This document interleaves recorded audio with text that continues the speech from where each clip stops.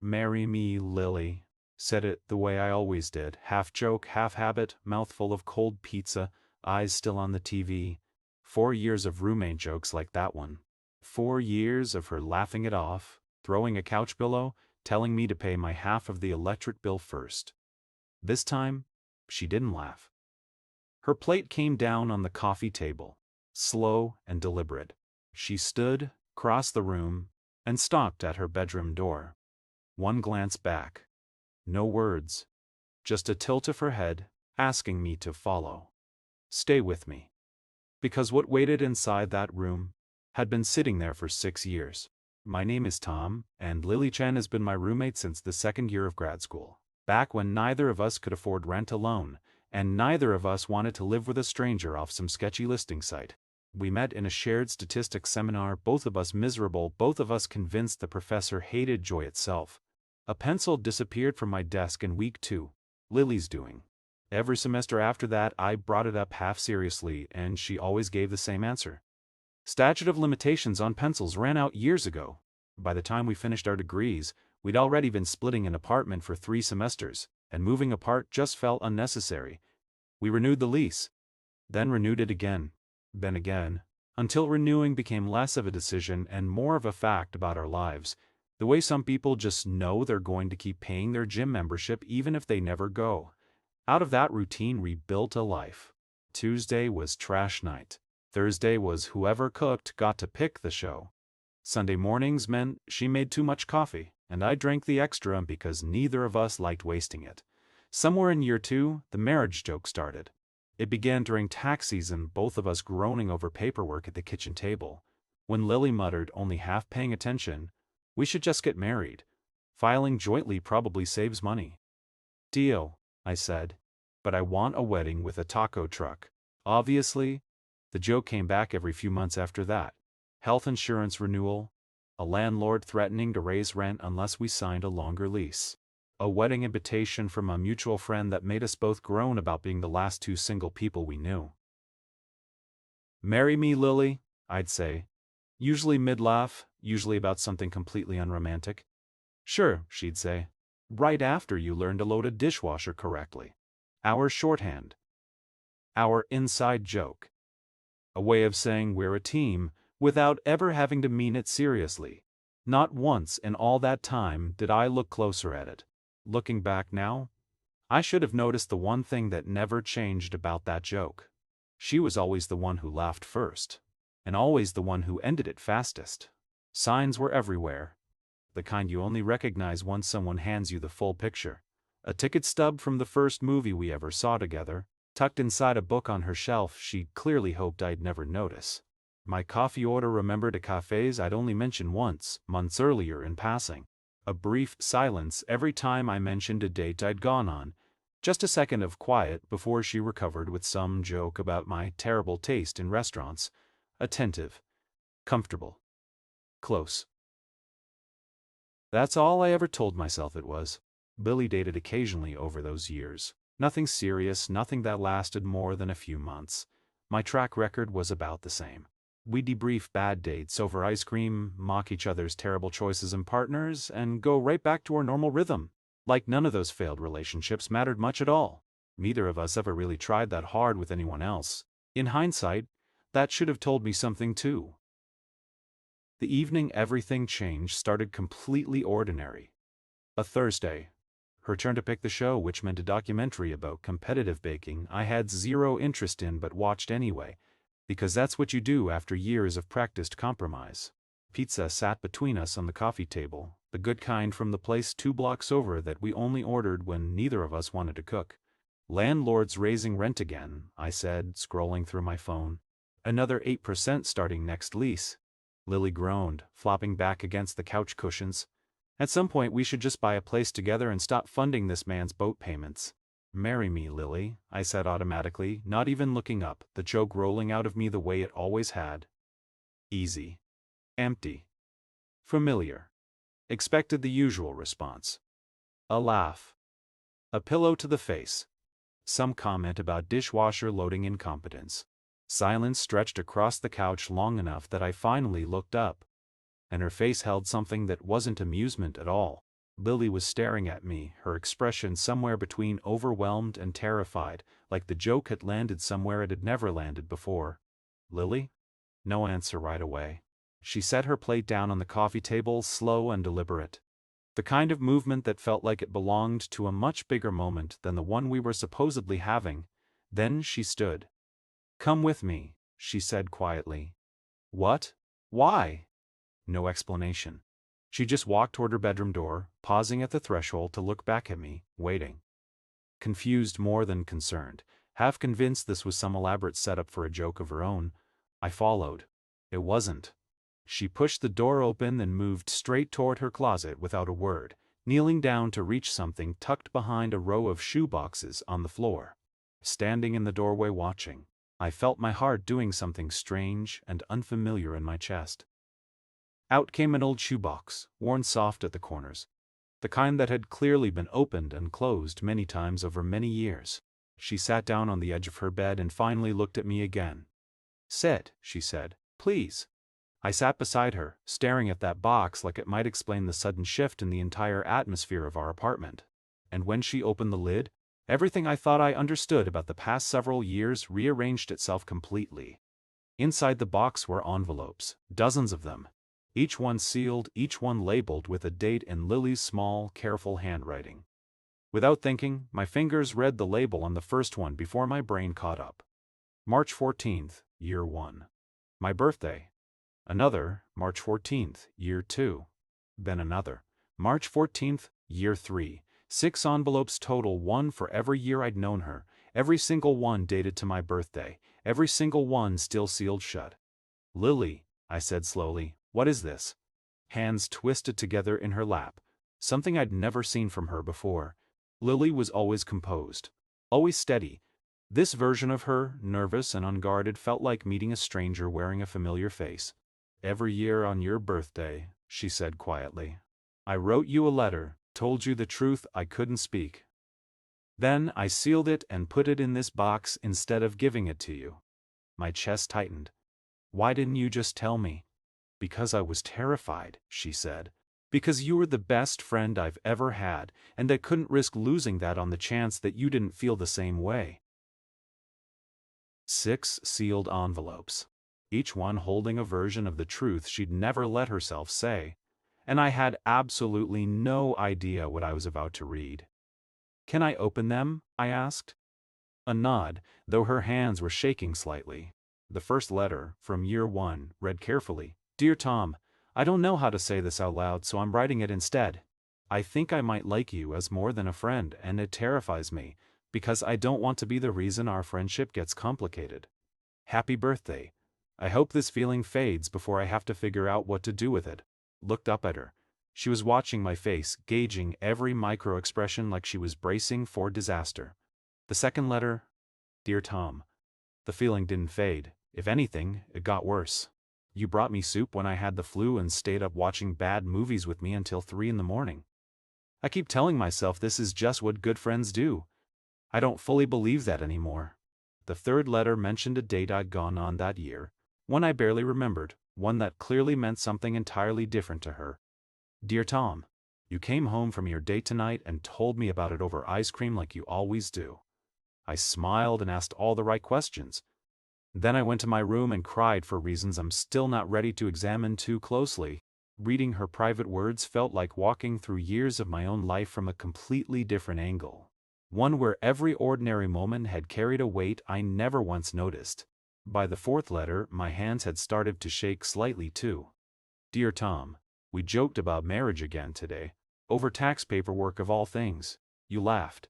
I laughed too, because that's what I always do. But for one second I let myself imagine what it would actually feel like if you meant it. Then I put that thought away, the way I always do, and made you coffee instead." The fifth letter was shorter than the others, almost clipped, like she'd been too emotional to write much. "Dear Tom, I don't know how much longer I can keep pretending this is just friendship. I love you. I've loved you for years. I don't know what to do with that truth, so I'm putting it in this box with all the others, hoping maybe someday I'll find the courage this letter clearly doesn't have." Set that one down slowly and looked at the sixth envelope, The most recent one dated just 2 months earlier. Lily reached out and gently stopped my hand before I could open it. "That one," she said quietly. "I wrote after you joked about marrying me at your cousin's wedding last month. I watched you dance with your cousin's friend and something in me just broke a little. Came home and wrote that letter angrier than any of the others. Angry at myself mostly for staying quiet so long."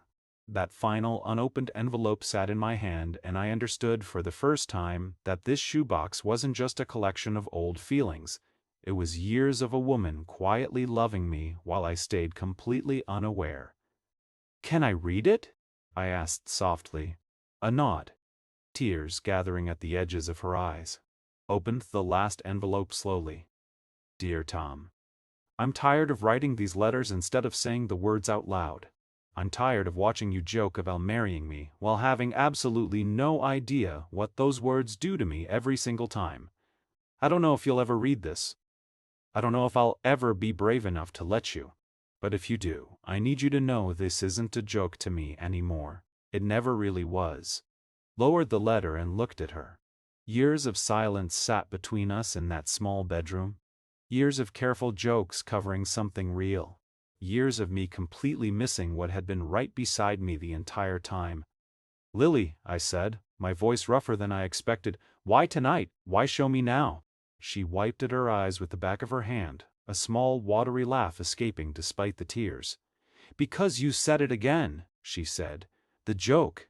And I realized if I let one more year pass without saying anything, I was going to regret it for the rest of my life. Neither of us said anything for a long moment. The shoebox sat open between us, years of unsent honesty scattered across her bedspread, and somewhere underneath the shock, something else was stirring. Something that had probably been there far longer than I ever let myself admit. "I need to tell you something too," I said slowly. She looked up at me, wary, like she was bracing for a gentle rejection dressed up in kind words.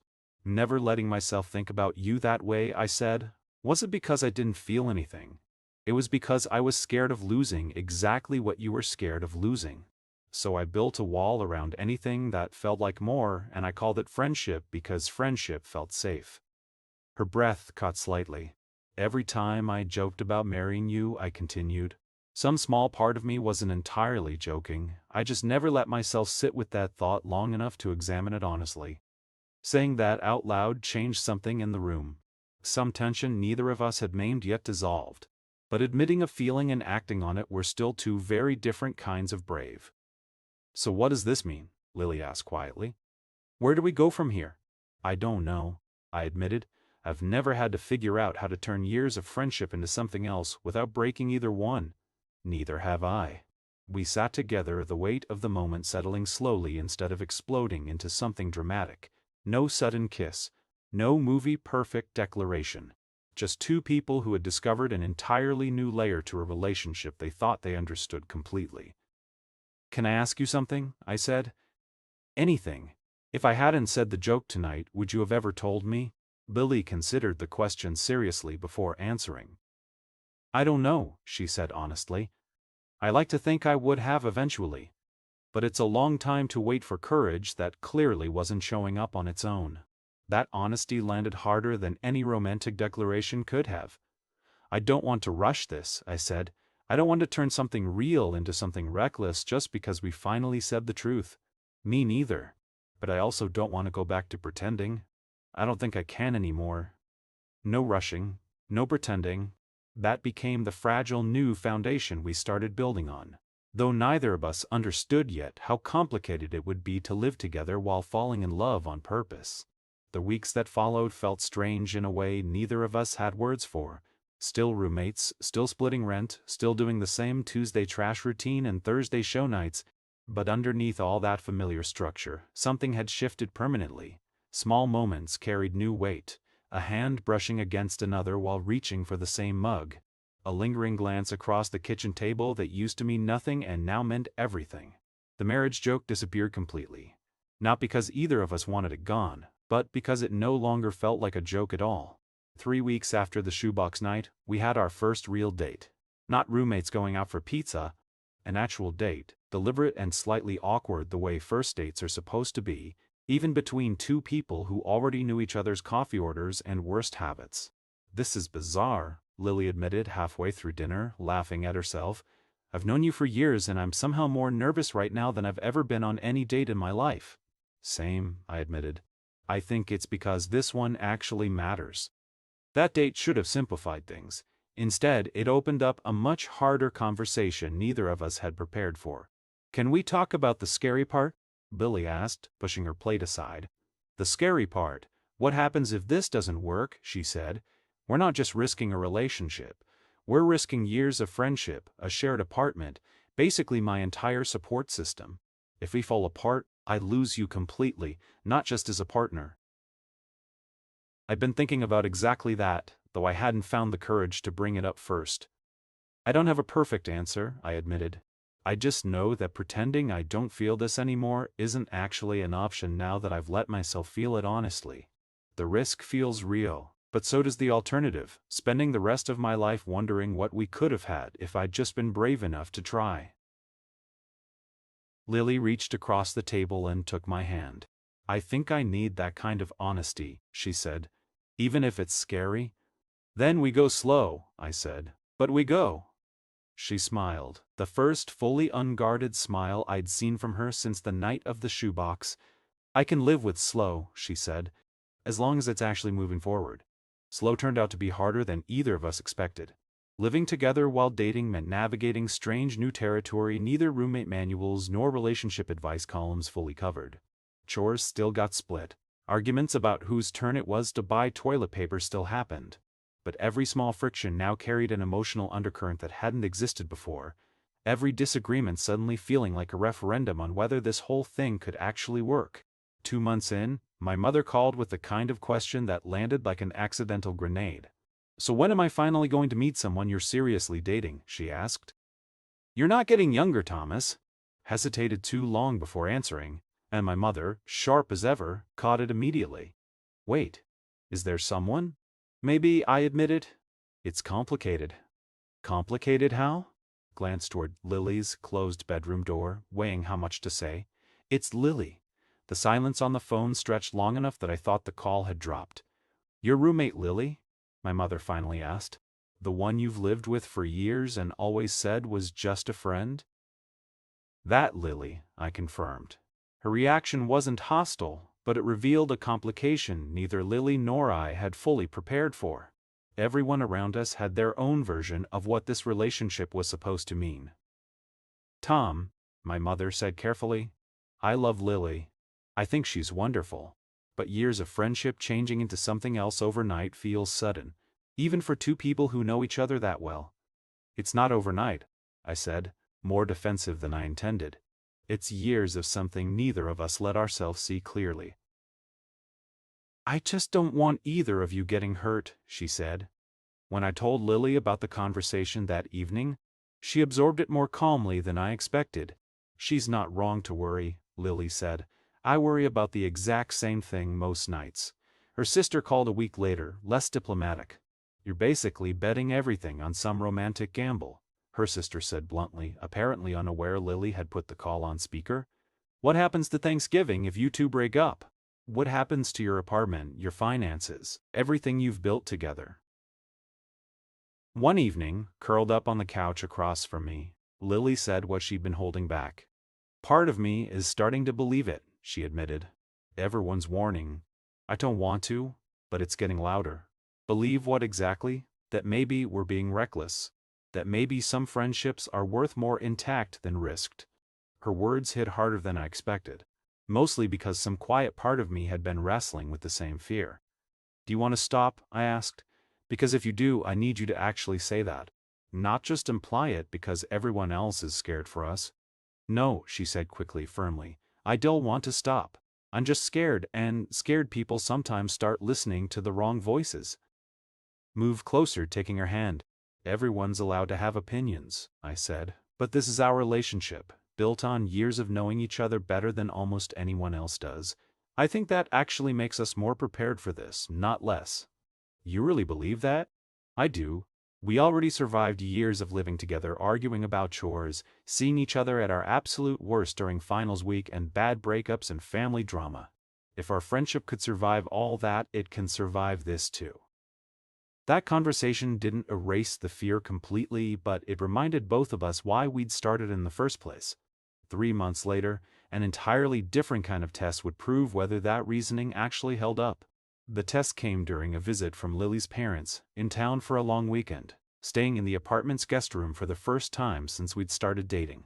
Her father, a quiet and observant man, watched us carefully over dinner the first night, noting the small shifts in how we interacted now compared to previous visits. "You two seem different," he said eventually, setting down his fork. "Good different, I think, but different." Lily glanced at me nervously before answering. "We're together now, Dad. Actually together, not just roommates." Quiet for a long moment, processing. "How long?" "About 3 months, I said. He nodded slowly, considering. "Your mother and I were friends for 2 years before we started dating," he said finally. "Best decision either of us ever made, letting that friendship turn into something more instead of staying scared of what it could become." The relief on Lily's face was immediate and visible. "You're not worried?" she asked. "I didn't say that," he said, a small smile forming. "I'm always going to worry about you. But I trust you to know your own heart. And I trust Tom, based on years of watching how he treats you even when he thought nobody was paying attention." That night, after her parents went to bed, Lily and I sat on the balcony together, the city quiet below us. "That went better than I expected," she admitted. "Your dad's a good judge of character," I said. "He is. Maybe we should start trusting our own judgment a little more too, instead of everyone else's fear." 6 months into dating, the apartment finally stopped feeling like two separate lives awkwardly overlapping and started feeling like one shared life that simply happened to have started years before either of us realized what it was becoming. Chores stopped being split the way roommates do. Shared expenses stopped feeling like a business arrangement. Somewhere in those months, without any formal announcement, we'd become something neither roommate nor simply dating fully captured anymore. One evening, cleaning out a closet to make room for winter clothes, the shoebox turned up again, tucked back where it had lived for years before everything changed. "Can I ask you something about these?" I said, holding it up. Lily looked over from where she was folding laundry. "Sure. Did you ever think about giving me one? Any single year, instead of waiting for all of them to pile up?" She considered the question seriously. "Every year," she admitted. "Every single birthday I'd write the letter, then sit there deciding whether this was finally the year I'd actually hand it to you instead of hiding it away again." "What stopped you?" "Fear, mostly. But also, I think some part of me was waiting for you to say something first. Which wasn't fair. I was asking you to be brave about something I wasn't brave enough to say myself." That honesty about her fear opened a door to admitting my own, one I hadn't fully examined even in private. "Something I've been carrying too," I said, setting the shoebox down. "I think I knew, on some level, longer than I've admitted." "Knew what?" "Somewhere around year 3, maybe 4, something shifted. I started noticing it. I just got really good at explaining it away. Telling myself it was normal to care that much about a close friend. Telling myself the jealousy I felt when you dated other people was just protectiveness, not something deeper.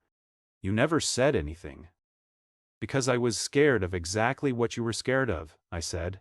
"Losing the easiest, most comfortable relationship I'd ever had, over feelings that might not have been mutual." She set down the shirt she'd been folding and crossed the room to sit beside me. For a moment she just looked at the shoebox between us. "So we both spent years protecting the same thing," she said, "by refusing to risk it." "Looks that way." "That's almost funny," she said, though her eyes were wet again. All that time both of us scared of the exact same outcome. Realizing how much unnecessary fear we'd both carried didn't erase the time lost, but it made both of us more determined not to waste any more of it.